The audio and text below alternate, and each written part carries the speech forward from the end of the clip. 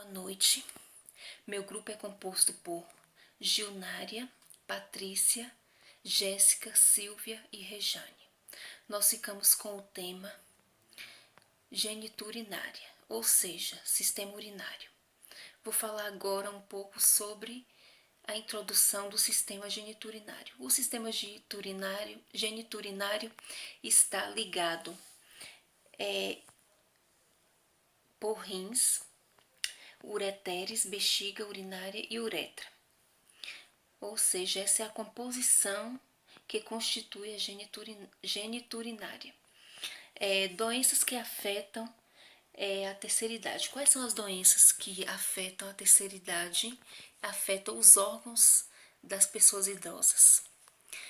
A glomerulonefrite é um grande exemplo de uma doença, né, que afeta os rins. É um processo inflamatório que causa lesão e reduz a capacidade dos glomérulos filtrarem o sangue, que provoca hematúria, ou seja, sangue na urina. Essas inflamações podem trazer outras doenças, como pode acarretar em uma hipertensão, pode trazer edemas e dentre outros que afetam o mesmo. Agora vou explicar um pouco sobre calculose renal, que é mais conhecida como pedra nos rins. A pedra nos rins é a pedra que passa pela uretra, passa pela bexiga, fazendo com que frequentemente vem causando dor na passagem, né? As pessoas sentem um desconforto, sentem náuseas e dentre outros sintomas. O cálculo renal são massas sólidas formadas por minerais, sais e ácidos que aglutinam na concentração da urina por conta da pessoa não beber água, né? E por conta também de não ter uma alimentação rica em cálcio, a pessoa acaba acumulando esses resíduos, né? Fica acumulando esses resíduos formando a pedra nos rins.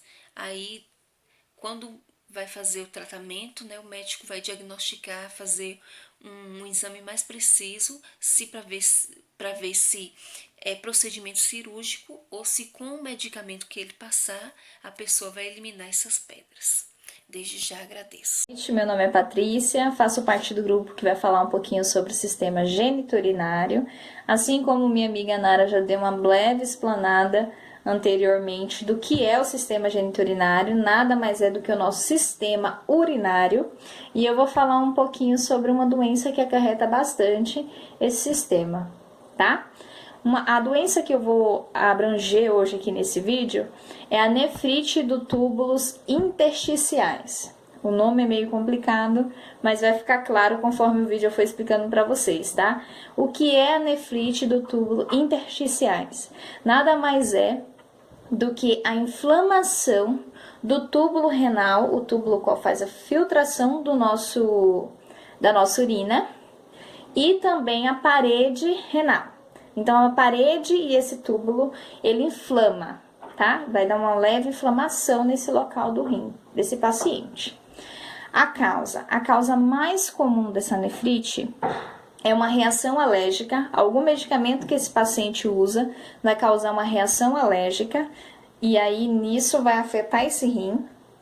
Também tem a infecção renal, uma infecção causada por algum tipo, por alguma coisa que esse paciente utilizou e infeccionou esse rim, e em alguns casos uma insuficiência renal. O que é uma insuficiência renal? Uma insuficiência renal é a parada parcial ou total do funcionamento desse rim, tá?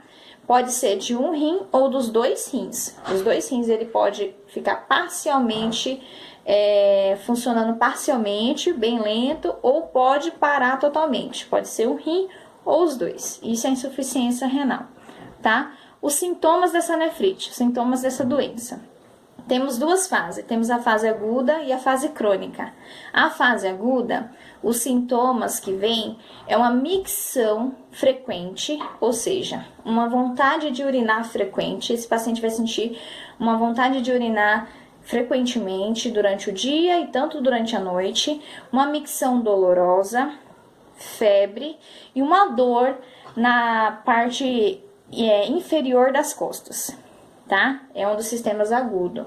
E temos a fase crônica. A fase crônica já é uma fase mais avançada, no qual já vem logo a insuficiência renal, que foi o que eu esclareci anteriormente, que é a parada parcial ou total dos rins, de um ou dos dois rins, febre, ânsia de vômito, inchaço, falta de apetite, todos esses são sintomas já da fase crônica, tá?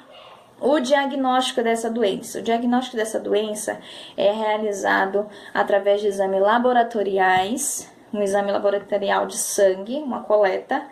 Também é feito através de um exame, alguns por exames por imagem. E para conclusão real desse diagnóstico, normalmente é realizada uma biópsia renal. Retirado um pedacinho, levado para a biópsia para diagnosticar exatamente se é essa doença ou não. O tratamento é feito através da fase aguda e fase crônica. A fase aguda é retirado o medicamento, aquilo que está causando essa reação alérgica, que está ajudando, né, a ter essa nefrite, e tratado o distúrbio com corticosteroide, tá? Para ajudar a acelerar esse funcionamento renal, fazer esse rim funcionar corretamente. Temos a fase crônica também.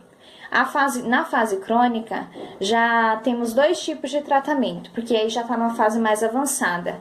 É feito uma diálise, que é feito uma remoção das substâncias tóxicas do organismo desse paciente, ou em alguns casos, só resolve com um transplante renal, tá? Tem alguns casos que a diálise não vai resolver, que vai ser só o transplante mesmo renal. No caso, se for um ou os dois rins, tá? Então, foi essa a parte que eu fiquei. Vai vir minhas amigas agora explicar um pouquinho sobre as demais doenças que acarretam esse sistema. E desde já agradeço e uma ótima noite para todos vocês. Pessoal, eu fiquei com a parte da cistite. A cistite é uma infecção, inflamação da bexiga, principalmente por Escherichia coli, que é uma bactéria naturalmente presente no intestino e no trato urinário. No idoso, temos que avaliar essa cistite o mais rápido possível. Ela pode acarretar vários problemas de saúde e levar até a morte. A cistite, ela é pior do que a infecção urinária. Ela já está mais avançada, podendo atingir aos rins do idoso. Para evitar isso, precisamos o quê? Dar muita água, beber muito líquido, entendeu? Para que não venha a ter essas doenças. O principal fator da cistite é a falta de água, também a falta, no caso das mulheres, a limpeza. Tem que limpar a idosa de frente para trás, porque esses dejetos de fezes podem trazer essa cistite, uma infecção urinária e vir a ter uma cistite.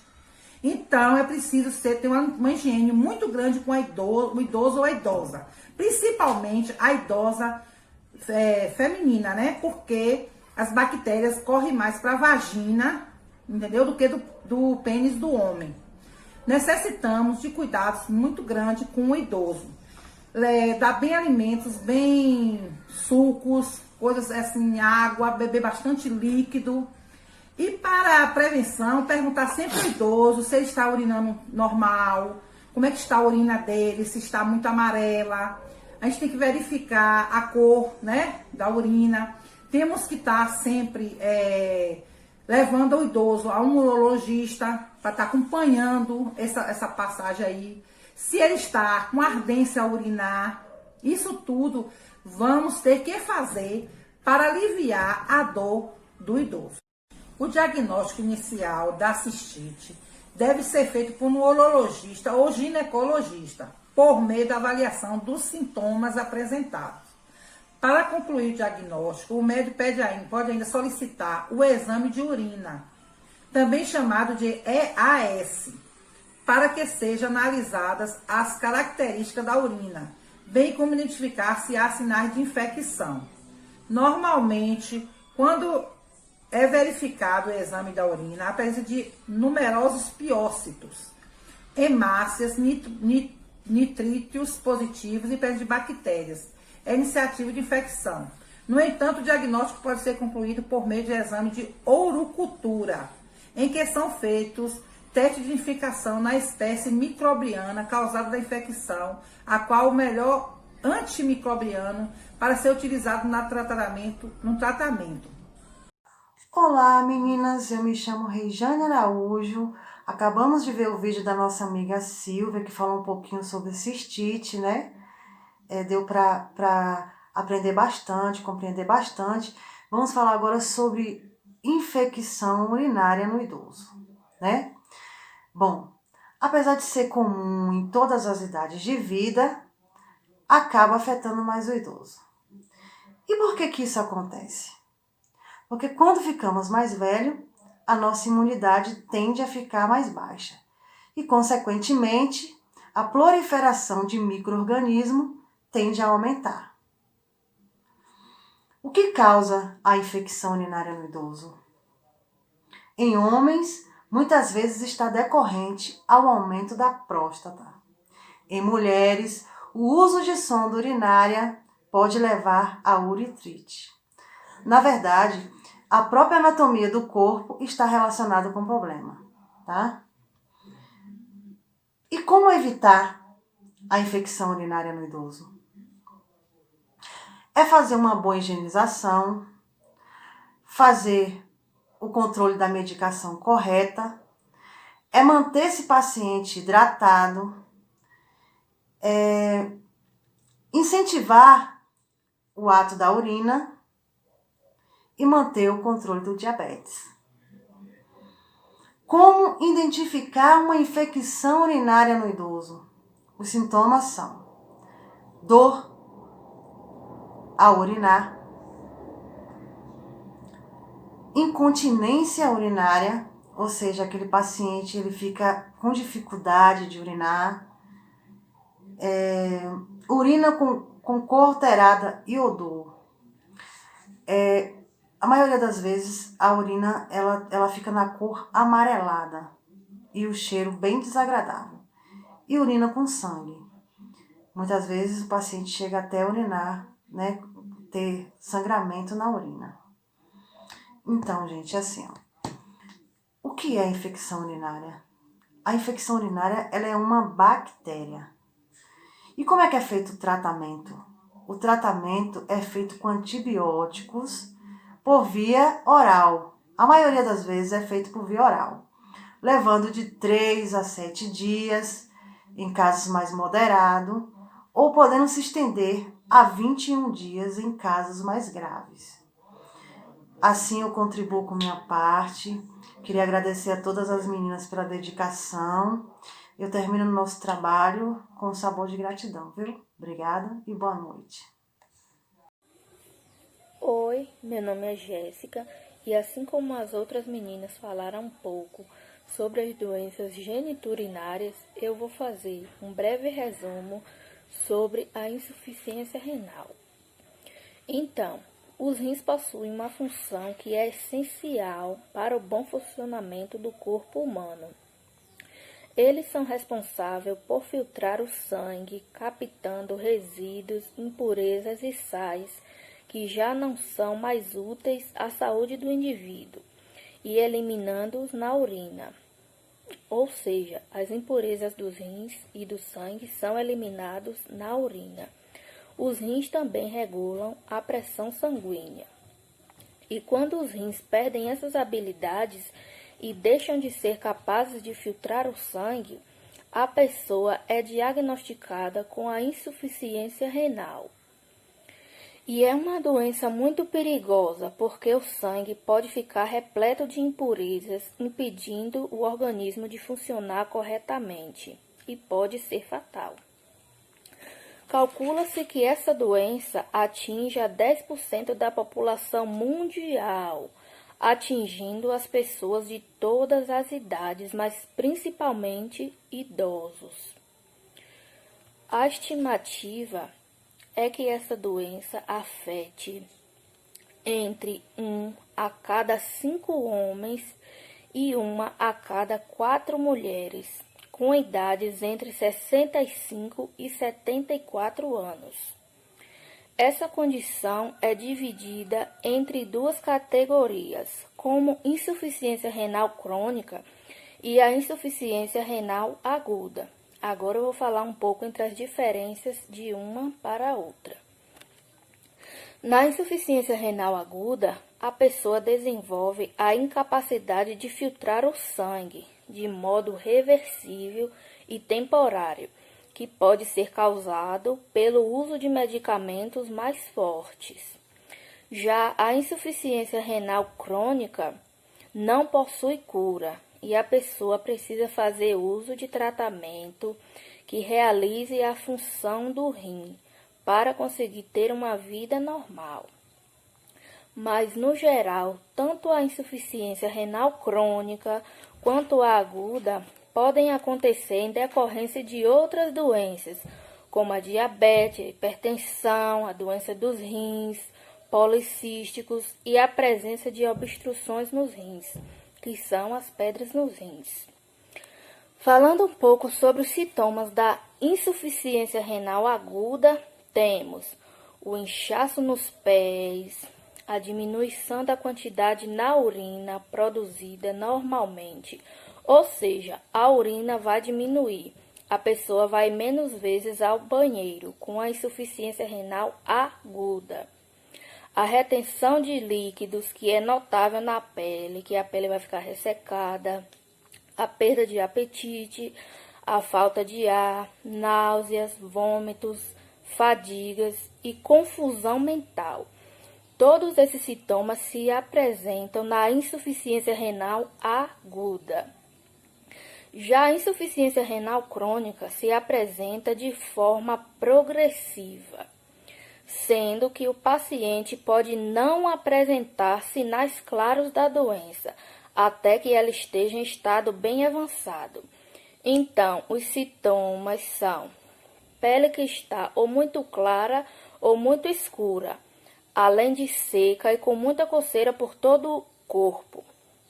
Tem também o mal-estar, o cansaço, a fadiga, a dificuldade em se concentrar, dores de cabeça constantes, problemas para dormir, perda de peso, de apetite, náusea, dor nos ossos, confusão nos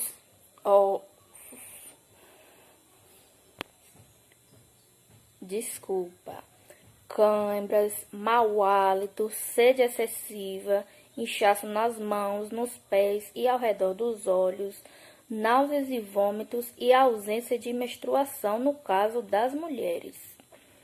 O tratamento para a insuficiência renal pode ser feita com a mudança na dieta, além de tratamentos com medicamentos prescritos, que são capazes de ajudar o rim a voltar ao normal, mas isso no caso da insuficiência renal aguda.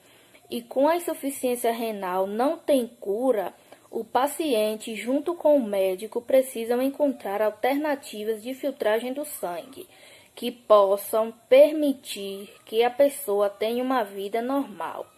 Tratamento esses que incluem a hemodiálise, entre outros. Espero ter ajudado, muito obrigada e até a próxima. Passo a vez para minhas colegas. Tchau, tchau. Olá pessoal, sejam bem-vindos ao Pintando Saúde e hoje nós vamos aprender um pouco sobre a função e estrutura do sistema urinário. O sistema urinário é um dos sistemas que compõem o nosso corpo. O seu bom funcionamento permite que o corpo esteja também em um bom desempenho para realizar suas funções do dia a dia. Ele é composto pelos rins, ureteres, a bexiga e a uretra. E suas principais funções são realizar a filtragem do sangue e realizar também a produção, armazenamento e eliminação da urina. Para que essas funções do sistema urinário possam ocorrer, cada um dos órgãos já citados devem estar em bom funcionamento. E agora eu vou falar um pouco para vocês da função de cada um desses órgãos, iniciando pelo rim. Então, o rim no nosso corpo é um órgão par. Nós vamos ter um rim do lado direito e um rim do lado esquerdo. E entre todas as funções que os rins exercem, a primeira que eu vou citar é a filtragem do sangue. Através da filtragem do sangue, ele vai realizar o processo de formação da urina. O que significa? Nós vamos ter artérias renais que vão adentrar nos rins. E através da entrada dessas artérias, o sangue vai passar pelo rim e vai ser filtrado. E através dessa filtragem, nós vamos ter a formação de urina. Em média, o nosso rim filtra 180 litros de sangue durante o dia. O que significa, então, durante o dia, no nosso funcionamento normal do corpo, na realização das atividades diárias, o nosso rim está trabalhando e filtrando, em média, 180 litros de sangue. E a produção de urina diária é, em média, de 1 a 2 litros de urina. Além dessa função, ele também é responsável por reabsorver eletrólitos importantes, moléculas orgânicas, vitaminas e a água do filtrado. O que significa? Quando o sangue passa lá pelo rim, ele vai analisar, digamos nessa palavra, aquilo que ainda é bom para o nosso organismo, aquilo que deve ficar, e aí ele vai reabsorver. Então, ele faz a formação de urina, mas ele também faz a reabsorção de nutrientes e moléculas que sejam importantes para o funcionamento do nosso corpo. Da mesma forma, ele vai excretar os restos metabólicos, os metabólitos e substâncias químicas estranhas. O que significa? Nosso rim é um órgão inteligente. Ele vai ver aquilo que é importante para o corpo e vai reabsorver para que continue lá, e vai ver aquilo que não é necessário, que pode prejudicar o organismo, e vai realizar a excreção. Além dessas funções, ele também vai regular o volume, a composição e o pH do líquido. Como isso acontece? Ele regula o volume através do balanço hídrico, que registra a quantidade de líquido ingerido para regular a quantidade excretada. Então, o rim ele entende que quando a gente fez uma ingesta boa de água durante o dia, ele pode eliminar mais líquido através da urina. E o inverso também é verdadeiro. Quando não tem uma boa ingesta de água, a quantidade de urina produzida é bem menor. E ele também vai ser responsável por regular a composição e o pH do líquido. E como isso funciona? Ele vai neutralizar o excesso de ácido, produzindo e lançando íons básicos no organismo. Então, quando ele percebe que o sangue está mais ácido, ele vai produzir íons básicos e lançar no organismo, para que ele possa controlar o pH do sangue. Além disso, ele também vai ser responsável por secretar hormônios que regulam a pressão sanguínea. Então, através do mecanismo hormonal do sistema renina, angiotensina, aldosterona, ele vai aumentar ou diminuir o volume sanguíneo, e isso regula a pressão. Então, quando ocorre o aumento do volume sanguíneo nas artérias e nos vasos, a pressão sanguínea ela vai aumentar. E quando esse volume é reduzido, a pressão também é reduzida. Então, o rim, ele também vai fazer parte desse processo de regulação da pressão sanguínea. E até aqui a gente já percebe o quanto esse sistema é importante para o funcionamento do nosso corpo. Então, o rim está relacionado com volemia de sangue, com pressão sanguínea, com reabsorção de substâncias importantes para o corpo, com excreção de substâncias que não são tão benéficas para o corpo. E o funcionamento desse órgão é de grande importância para que o nosso corpo se mantenha numa homeostase e no equilíbrio ideal. Concluindo com os rins, a gente tem agora o ureter. Da mesma forma dos rins, os ureteres são 2 que nós vamos ter, é um órgão par também. E qual é a função dele? Transportar a urina dos rins até a bexiga. Então, aquela urina que é produzida lá no rim, ela vai chegar à bexiga através dos ureteres.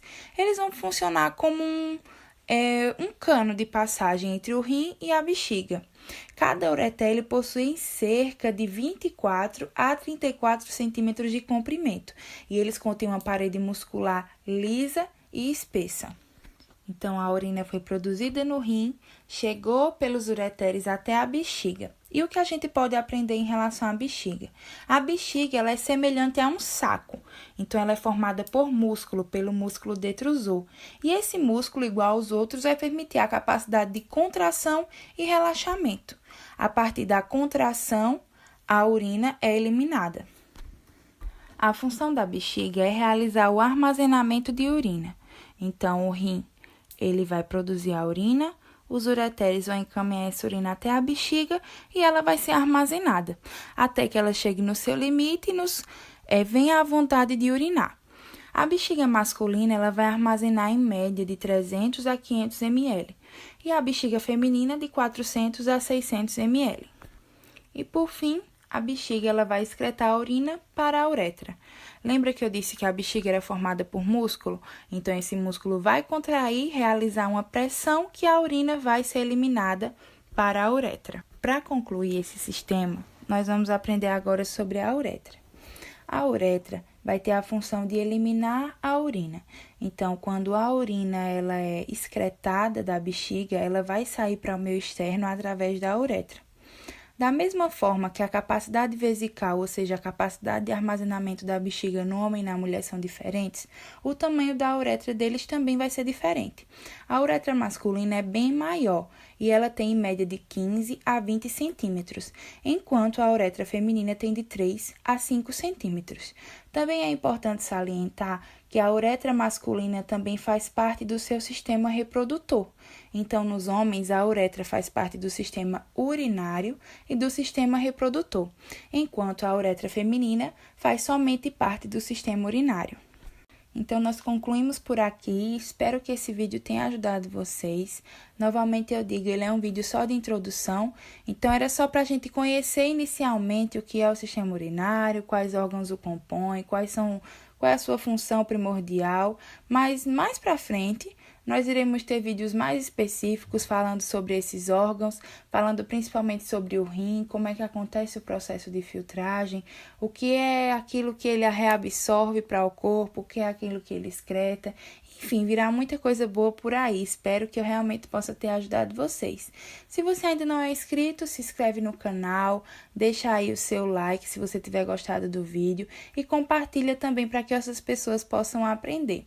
Também gostaria de ver sugestão de vocês aí nos comentários sobre os vídeos, se eles estão ficando de forma clara, se vocês têm alguma sugestão de outros temas, enfim, vai ser muito bom compartilhar as ideias com vocês. Um forte abraço.